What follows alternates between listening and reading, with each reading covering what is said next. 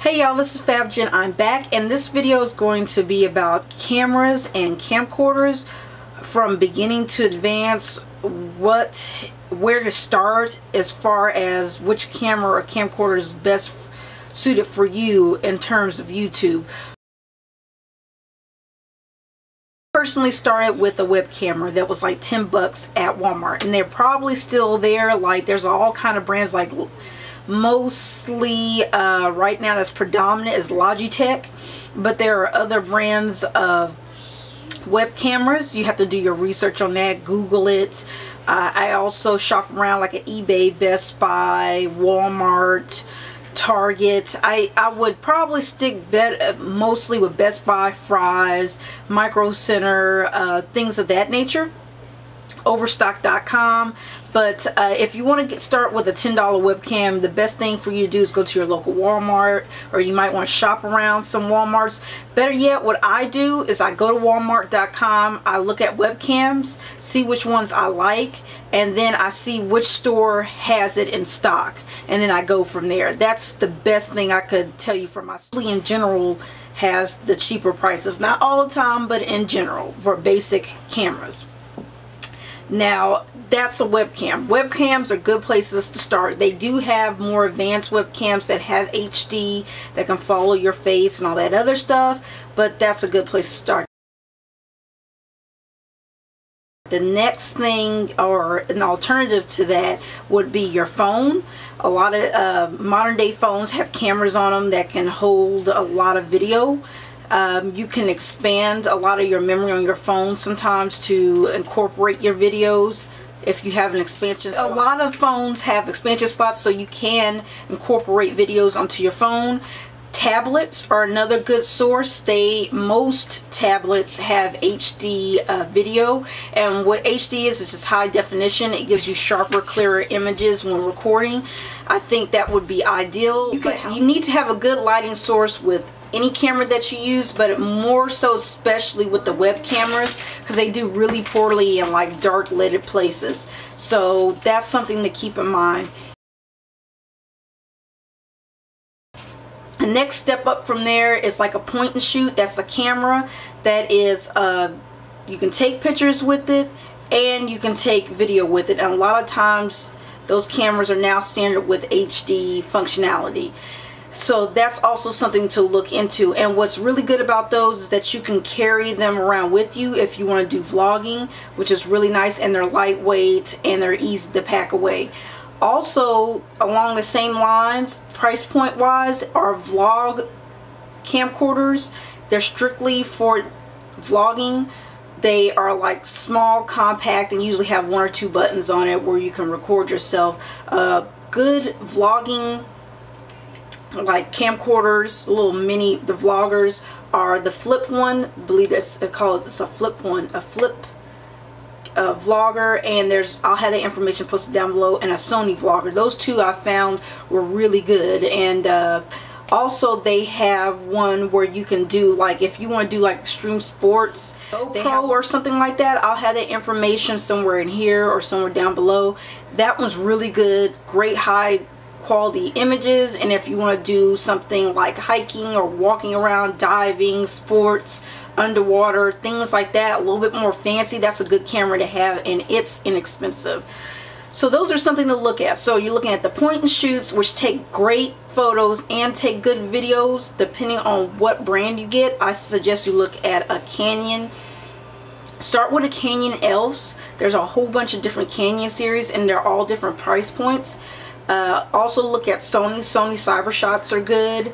I don't know how good the Nikons are, but a Nikon's supposed to have some good ones. Also, as much information as I can pack down below for you. So if you're not really into the point and shoot, carrying around the vlogging thing and stuff like that, and you want something more stationary, and you want something a little bit more intermediate to advanced, you want to look at EOS cameras, digital EOS cameras, which is like the Rebel, the T4i, which I'm recording with right now, or the T3i or the T5i, which is an EOS camera. Nikon has tons of EOS cameras as well. I'm loving their think it's their Nikon 5100. It's the one with the 2 slots in it, and I really was going to get to spend on a camera at the time, but I really wanted that one. But there's a Nikon 3200, 3100, I think there's a 3300. There's all kind of different cameras. You have to really do your research and think about it. But in essence, if you get a good camera for an EOS camera, whether it be a Nikon, a Canon, or a Sony, you can, what's the beauty about these cameras is you can interchange the lenses, and they switch out this lens with a higher quality lens. It's night and day. So there's a lot that you can do with this. You're also going to have to think about investing in lenses, because eventually you will probably want to get a better lens. Like the autofocus on this one is really loud. I don't have it on right now because it's just so loud, so I use manual focus. But like there's a pancake lens, and there's a plastic fantastic, which is like a 50 millimeter, I believe. Could be 40 millimeter, but I think it's 50 millimeter, like with a certain f-stop on it. I'm not a camera person. I'm just, you know, normal consumer YouTuber. But do your research. The pancake and the plastic fantastic, I'll have that information posted down below. Those are affordable, and they're supposed to work very well, especially in photography and in video. The research has led me to that's the one that people really like, and those are the inexpensive one, anywhere from $110 to $150, $200 ish range, versus the $500 to thousands of dollars, depending on what you want the lens to do. That's EOS lens. It gets complicated. So if you want to invest this kind of money into this camera, I always say camera, this EOS camera, just do your research and make sure you don't just use it for recording. Make sure you want to take really good pictures. I also suggest get a good editing software. Also getting a good what do you call it, photo editing software, because you want to utilize this as much as possible, because it's the price points for these EOS cameras, digital EOS cameras, are just ridiculous, and the lenses are even more ridiculous. So I forgot camcorders. Camcorders are a whole nother different beast. They're a lot more affordable. They record longer. The battery life is longer on them. They're a lot more smaller and compact and easier to take with you.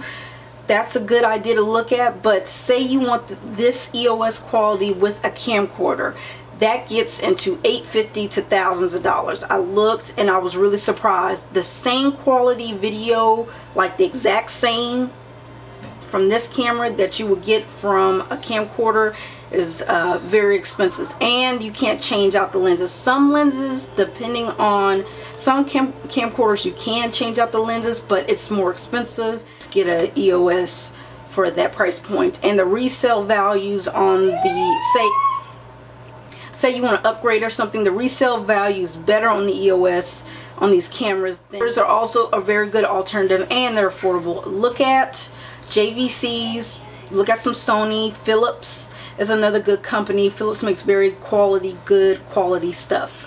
Some good camcorders. Canon's supposed to have some good camcorders, and take notes, and in the end they'll pay off and you'll be really happy. I'm really happy with this camera. It was very painful to spend this kind of money on this camera, but I'm in love with this camera.